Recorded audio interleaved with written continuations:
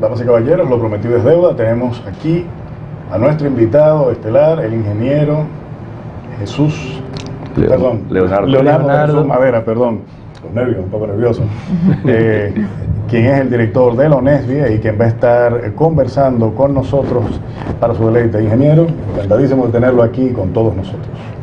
Bueno, para mí es un placer y me siento muy agradecido por la invitación que ustedes me hacen, con la idea de poder dar a conocer un poco más lo que es nuestra oficina de evaluación y estudios de vulnerabilidad sísmica. Un tema tan importante, sí, para las edificaciones del Estado. Exactamente. Sí, es. No solo del Estado, sino de todo lo que tiene que ver con el sector construcción, privado, público, institucional, de todo tipo. Una breve pregunta, porque vamos a entrar en materia prácticamente de inmediato. Cuando usted decide decantarse por este sector, en una época donde realmente, bueno, todavía ahora, y vamos a estar claros, la sismoresistencia todavía es algo como que el dominicano no lo valora, no es de... Lo ve muy técnico, muy científico. No es mucho de su interés. Muy alejado. En esa época era hasta un poco más difícil, me imagino, porque la gente entendía, eso es de concreto y ya, eso soporta. Entonces, ¿qué lo lleva a usted a irse por esa vía, por esa especialización? Bueno, yo diría que fue algo fortuito. En esa época, cuando yo me gradué, no había ni siquiera un criterio de lo que era la sismología en el país. Y coincidió que se hizo un congreso a nivel regional y vinieron unos venezolanos y ellos tenían en la Universidad Central de Venezuela una beca sobre ingeniería sismo resistente, porque en el 67 habían tenido el terremoto de Caracas. Entonces lo que fue UNESCO, OEA y la universidad decidieron hacer un curso multinacional. Yo estaba recibiendo clases, yo terminé el 4 de septiembre mi último examen, y el día 8 ya yo estaba sentado allá en la universidad. Fue algo inmediato. Recibiendo clases a una cosa que yo no conocía ni sabía lo que era. Wow. Interesante. Interesante. Entonces, ¿qué pasó? Ya otros profesionales habían ido a esa especialidad, pero ellos ya tenían experiencia. Entonces ellos sí pudieron aprovechar en las áreas que ellos tenían su experiencia. En el caso mío, que no tenía ninguna, me dediqué a comportamientos de edificaciones ante los terremotos, que es lo que yo he hecho toda mi vida y es mi pasión, y es por lo que yo siempre he estado en el medio pidiéndole, exigiéndole al Estado que le ponga la mano a las edificaciones públicas, entiéndase escuelas, entiéndase hospitales, entiéndase edificios de uso público. Entonces fue un asunto divino para mí, porque yo me enamoré de eso y no he hecho más nada en mi vida que no sea o diseños de edificios nuevos tomando en cuenta la sismoresistencia. O sea, evidentemente esta es una ciencia que se mueve todos los días. Cada vez que hay un terremoto, necesitamos ir a ese sitio para ver qué creíamos que habíamos resuelto, que falló otra vez. Claro. Porque es muy variable, los códigos van cambiando y van ajustando coeficientes para que las edificaciones, cada vez los cálculos que recibimos de la computadora se acerquen más a la realidad. El comportamiento real, exactamente. Pero luego viene el problema constructivo. Exactamente. Y en esa parte, ingeniería, escúchame que lo interrumpa, aprovechando, ¿cuál es su percepción de lo que ha sido el desarrollo de la ingeniería, las edificaciones en los últimos años en nuestro país con respecto a ese tipo de temas, a las medidas de comportamiento sísmico, tanto en el sector público como privado? ¿Cómo usted ve el desarrollo de esos temas? Mira, lo podemos dividir en tres partes. La primera parte es una gran masa edificada entre 1930 a 1980, que es cuando surge las recomendaciones provisionales para el análisis sísmico de estructura. Que usted estuvo como parte de ese organismo creador. Sudosísmica fue la que lo escribió. Unas recomendaciones provisionales que prácticamente se mantuvieron durante 30 años. Sí, exacto. Esa es la segunda etapa de la que te voy a hablar. Comenzamos en el 79 con edificaciones sismo resistentes por primera vez, pero tenemos la deuda de las que tuvieron antes del 79 que no conocieron terremotos. Y que algunas todavía están en operación. Nosotros aquí hemos presentado algunas de ellas que todavía están en funcionamiento. Entonces, yo diría que la década de los 80 fue la década de oro de la ingeniería sísmica a nivel nacional. Porque si bien es cierto que fue fruto de muchas discusiones, de muchos pleitos, muchos disgustos, al final de cuentas, cuando se aprobó, todos los ingenieros estábamos entusiasmados por hacer las cosas bien. Exactamente. Ese reglamento se entregó junto con un grupo de ejemplos de aplicación que se publicó como soporte a ese código, y también unos comentarios que nunca salieron, nunca fueron publicados por el ministerio, en aquella época por la secretaría. Okay. ¿Planean ustedes publicarlos ahora a través de la ONESBI? No, entonces vamos a la tercera etapa. Sí, a la tercera etapa. Porque ONESBI no se ocupa de eso. ONESBI se ocupa de la aplicación de esos reglamentos a las edificaciones existentes, siempre y cuando se demuestre que son vulnerables a simple vista ante un terremoto. Entonces luego comenzamos del 90 para acá, comenzamos 90 y nos tomó 31 años poder refrescar esos reglamentos, poder actualizarlo, poder incluirle todas las deficiencias que no previó en su momento, por lo que yo decía hace un rato. O sea, la ingeniería sísmica hay que estar, cada vez que hay un terremoto hay que ir a ver cómo respondió la estructura y poder entonces calibrar los modelos que hacemos en la computadora. Es un trabajo arduo y extenso. Claro, por eso es que otros países que lo hacen cada 7 años, el ACI lo hacía cada 7 años, el Instituto Americano del Concreto, ya lo hace cada 3 años, el último fue el 14, bueno, pues ya salió uno en el 19, y así lo van modificando, porque esto no es estático. Hay terremotos que no tocan edificaciones que tú dices de toda manera que se va a caer. Sin embargo, hay unas que se ven muy seguras y de repente se te caen. Claro, no, y tenemos también el uso de nuevos materiales que también todos los días se van incluyendo en las edificaciones. Entonces entiendo que también eso va modificando los comportamientos. Claro, porque nosotros tenemos la situación, ahí hay una gráfica de la famosa columna corta de... Uno de los principales problemas que preocupan a especialistas en nuestro país con algunas edificaciones públicas. Específicamente las escolares. Las escuelas. El famoso programa de edificaciones escolares. Ese es uno de los planes que tiene UNESBI de resolver ese problema de las columnas cortas en las escuelas. Eso es urgente. Y en esa parte, ingeniero, porque sé que hace unos años la UNESBI hizo un estudio amplio donde se verificaron una serie de edificaciones públicas y se indicó que habían unas vulnerabilidades. ¿Qué planes hay de empezar a trabajar con eso? ¿Cuáles son las medidas que se pretende tomar en esa parte?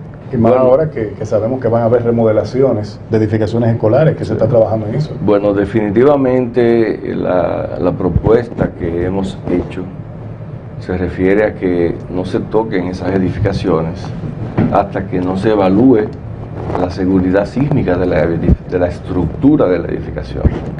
Excelente. También con un grupo de hospitales que se van a remozar. También los hospitales. Porque con el nuevo reglamento de diseño de hospitales que se elaboró entre OMS, OPS y el Ministerio de Salud Pública, se cambiaron condiciones, las características de diseño de los espacios en los hospitales.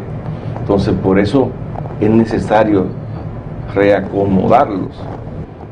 Pero yo nunca he sido de la corriente de que se le invierta dinero a una edificación que tú no sabes si va o no a aguantar un terremoto, y mucho más una edificación esencial. Totalmente de acuerdo.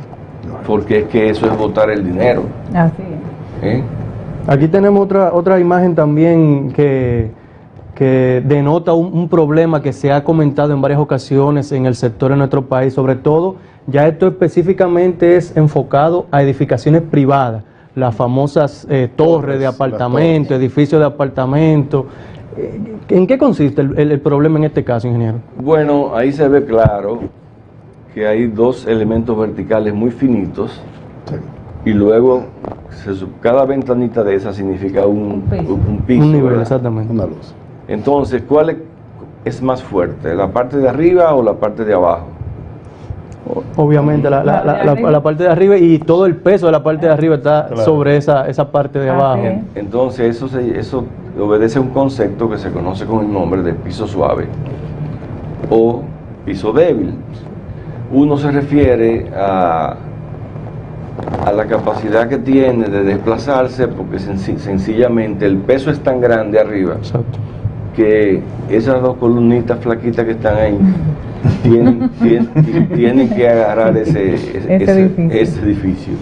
Pero corrígame esa parte, la UNESBI tiene facultad propiamente amparada por la ley para intervenir con ese tipo de situaciones que se presentan, como le decía, sobre todo en el sector privado. Y sancionarla, me imagino que es a lo que usted se refiere. Sí, Exacto. sí. Sí, esto no va. Y Fíjate, se va. la UNESBI se crea por un decreto. Una de las misiones que yo me he propuesto en esta administración, que me ha sido delegada, y la que agradezco, porque me da la oportunidad de, en lugar de estar criticando, de De tomar parte. Sí. Y entendemos que una designación muy meritoria, muy merecida por su acertada. trayectoria. Sí, claro. criticar desde adentro, o sea, atacar desde adentro para que surjan los recursos para resolver eso. Pero una de las situaciones que tenemos con esto es ver si podemos convertirlo en ley, Claro. Excelente. para que entonces podamos definitivamente dar sugerencias al sector privado, Ok. porque ahora mismo la actividad exclusiva de la oficina es para las obras del Estado. Ok. No significa eso que si tú tienes un edificio donde tú vives igual que ese, no puedas pedir una opinión, y te podemos decir, hacer la evaluación visual rápida, y esa evaluación te va a decir a ti si es vulnerable o no. Definitivamente, cuando tú lo ves así, es vulnerable. Para edificar un poco a nuestros televidentes, esa situación lamentablemente la tenemos en muchas torres donde tenemos los primeros niveles de parqueo, Exacto. que tenemos todas esas áreas amplias, abiertas para los estacionamientos, y básicamente lo único que uno encuentra son columnas. Entonces ese es Mira, un fenómeno que se puede dar en esos proyectos. Yo te voy a responder haciendo referencia al terremoto de Puerto Plata en el 2003, el 22 de septiembre. Que fue el último gran evento sísmico que hemos tenido. Ese terremoto 6.4 de magnitud hizo que el Departamento de Estado de Estados Unidos enviara una comisión para evaluar los edificios donde vivían sus funcionarios aquí en la capital, porque quiera que estaban todos estos edificios. Cuando ellos terminaron de evaluar ese tipo de edificios, ellos nos invitaron a los profesionales del área, ahí en Defensa Civil, a una conferencia de despedida, para decirnos cuál era nuestro panorama en base a lo que ellos habían encontrado. Y nos dijeron que el 90% de nuestros edificios con esas características podrían tener problemas en ese piso Wow, Wow. 90%. si hubiese un terremoto. Y estamos hablando de edificaciones en la ciudad, en el Distrito Nacional. Eso está escrito, eso no lo dice Leonardo Reyes Madera. Yo podría adherirme a eso, pero eso sí se dijo. Y aparentemente es cierto, porque estamos haciendo edificios, incluso con el nuevo código, que no están cumpliendo con los requerimientos del nuevo código.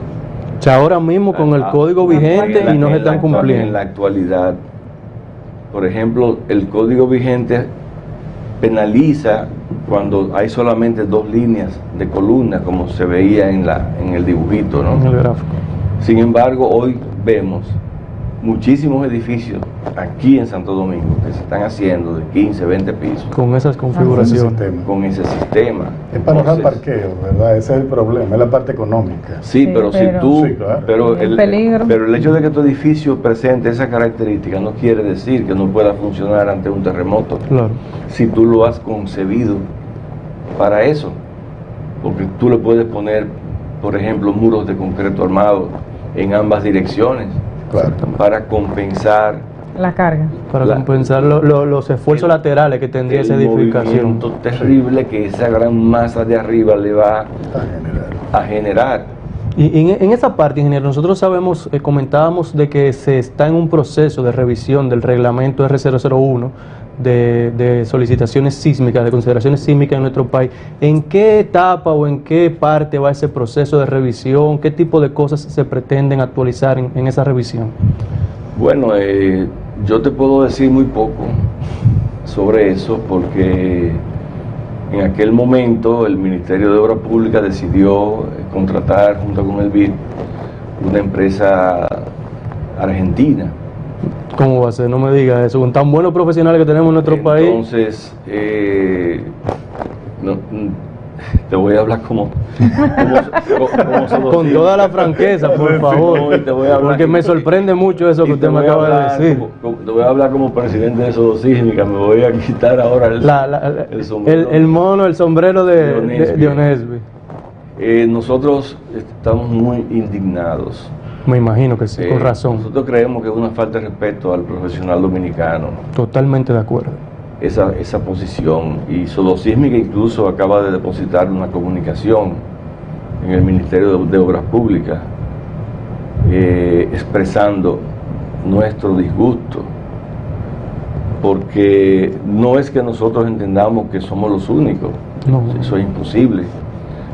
Incluso quiero que se sepa que cada vez que se revisó, se analizó, se adecuó a un reglamento, eso fue fruto de muchísimas vistas públicas, de muchísimas discusiones. Intervención de donde muchos actores del sector. Donde participó todos los sectores. Claro que sí. Y eso así es que debe ser, porque nosotros Claro somos que los sí. que sabemos cómo que se construye aquí, Claro. Claro. la calidad de nuestros materiales, cómo son la formación de nuestras universidades en el área de ingeniería. O sea que ese tipo de cosas no lo conoce nadie que venga. Sin embargo, independientemente de todas esas cosas que habíamos hecho antes, consultábamos con profesores de prestigio mundial y le enviábamos los reglamentos antes de publicarlos para que ellos no lo criticaran, como fue, por ejemplo, el doctor Bertero, que murió hace poco, considerado padre de la ingeniería sísmica mundial, que tenía una relación excelente con nosotros. Lo trajimos varias veces a darnos cursos de formación en esa área. Entonces, esos reglamentos que nosotros hemos publicado tienen el aval nuestro, los estudios nuestros, hechos por geólogos nuestros, por ingenieros especializados en el área de amenaza sísmica, y por el estudio de todos los reglamentos a nivel mundial, incluyendo los avances que nos permiten a nosotros adelantarnos a que nuestras edificaciones sean cada vez más seguras. Entonces nosotros no sabemos qué es lo que están haciendo en Argentina. Bueno, pues, valga esta plataforma, ¿verdad?, para hacer un llamado al ministro de Obras Públicas, Claro que de sí. que entendemos de que es una situación que debe reconsiderarse, debe evaluarse, porque nosotros aquí obviamente, y lo hemos indicado en otros programas, tenemos el capital humano, los profesionales preparados para poder hacer un magnífico trabajo como ya se ha hecho anteriormente, y aquí tenemos al ingeniero Reyes Madera, que es toda una institución en esa área, indicando que sí, que nosotros podemos hacer ese trabajo. Ciertamente. Ingeniero, ya lamentablemente no nos queda mucho tiempo, lamentablemente el tiempo en televisión es muy corto, pero espero que esta sea la primera de muchas visitas, las puertas están abiertas. Muchísimas Así gracias. que esta es su casa. Pero ya para cerrar, cuando recordemos su gestión, en unas palabras, ¿qué usted quiere que recordemos? Cuando digamos la gestión del ingeniero Reyes Madera, ¿qué podremos recordar? Mi meta número 1 es institucionalizar la oficina. O sea, no permitir que cada director que venga, que no sea del área, lo que primero que haga es que vote los técnicos para meter políticos. Es lo primero. Muy buena. Excelente. Lo segundo es convertir en un centro de referencia a nivel del Caribe y América Latina. Un centro de investigación que sea el puntero en el área de evaluación de vulnerabilidad de edificaciones existentes. Tenemos un laboratorio, estamos ya iniciando los pasos para calificar ese laboratorio dentro de las normas ISO, asimismo los Excelente. procedimientos Excelente. nuestros. Tenemos también otro proyecto con la gente de JICA, la Agencia de Cooperación Internacional Japonesa. Sí. japonesa, que comenzamos a trabajar junto con un instituto que tienen en Perú, que lo hizo ya hace 30 años, porque la idea es convertir en un referente regional Excelente. lo que es la Excelente. oficina, donde de cualquier país puedan venir aquí también a decirnos cómo resolvemos este problema. Magnífico. Excelente.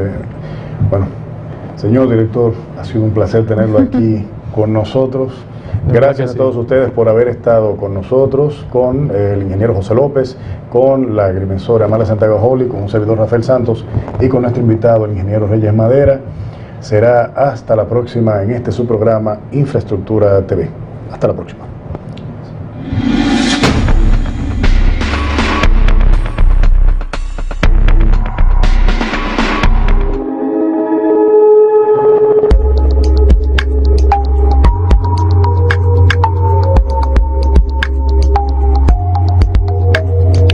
Hilando Fino TV. Televisión a otro nivel.